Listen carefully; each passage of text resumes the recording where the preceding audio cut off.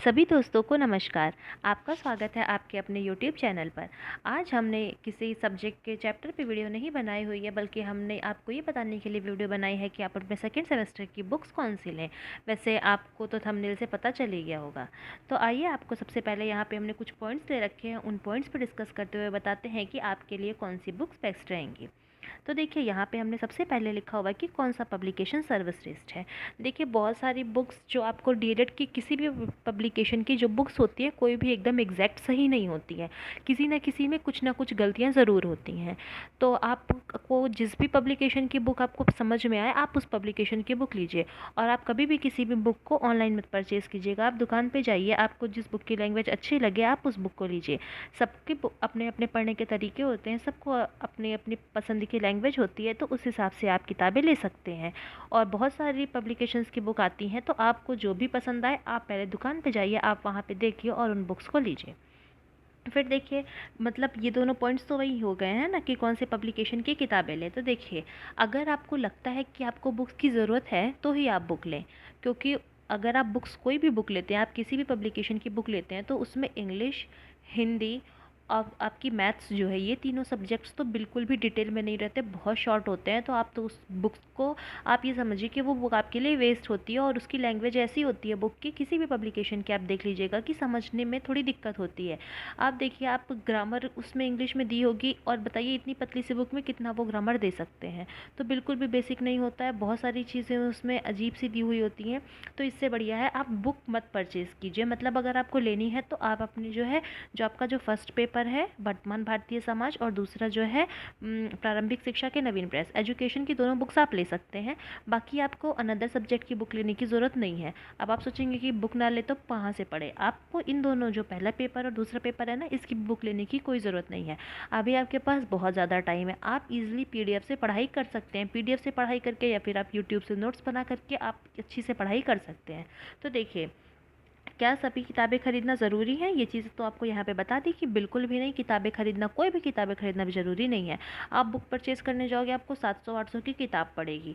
तो आप अपने पैसे को फालतू में बर्बाद मत कीजिए। अगर आप मेरी मानिए तो आपको बुक खरीदने से थोड़ा बहुत फ़ायदा हो सकता है, ज़्यादा फ़ायदा नहीं होगा। उस बुक को खरीदने के बजाय आप अपने पैसे बचा करके अपनी नोट्स रेगुलर पढ़ाई करके बना सकते हैं। तो सोचेंगे आप कि मैथ्स कहाँ से पढ़ाई की जाए? देखिए, आप सिर्फ जो आपके सब्जेक्ट्स हैं, जैसे कि मान लीजिए कि आपका क्या है, जैसे आपको मैथ्स का एग्जांपल देते हैं, जैसे कि मैथ्स है, तो आपके मैथ्स में ना जितने भी टॉपिक हैं आप उन टॉपिक को देख लीजिए।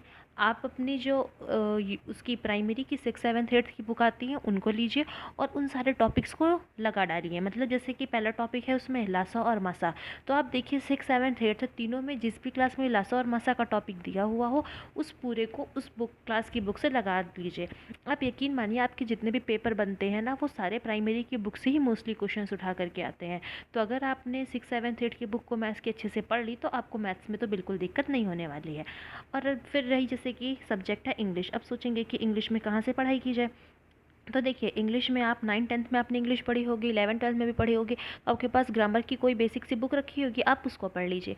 फिर उसमें कुछ टीचिंग मेथड्स हैं, ये सारी चीज़ें पढ़नी होती हैं, तो आप उनको कहीं भी यूट्यूब चैनल से पढ़ सकते हैं, आपको जहाँ से भी समझ में आए। हम अपने चैनल पे भी वो सारी चीज़ें आपको पढ़ाएँगे, आप चाहें तो आप हमारे चैनल से भी जुड़ करके वो सारी पढ़ाई कर सकते हैं।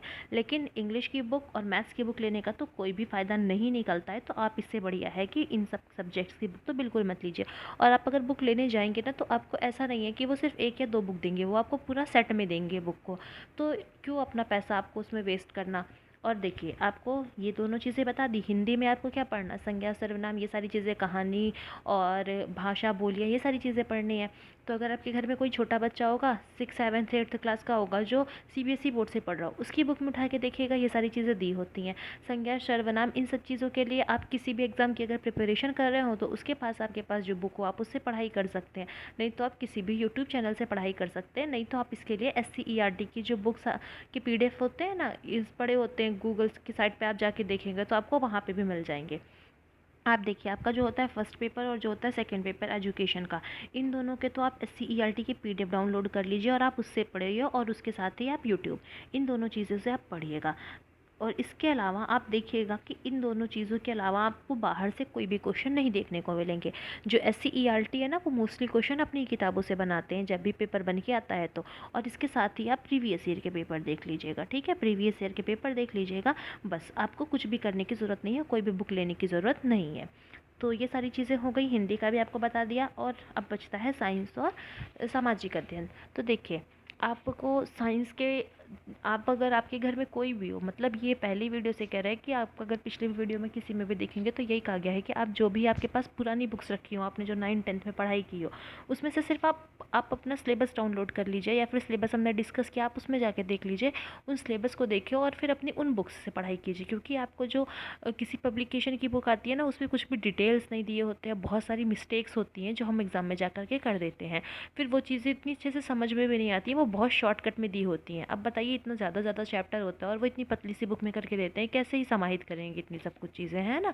वो गागर में सागर भरने का प्रयास करते हैं लेकिन कर नहीं पाते। तो वही सारी चीज़ें हैं कि अगर आप माने तो किताब खरीदने की तो ज़रूरत बिल्कुल भी नहीं है।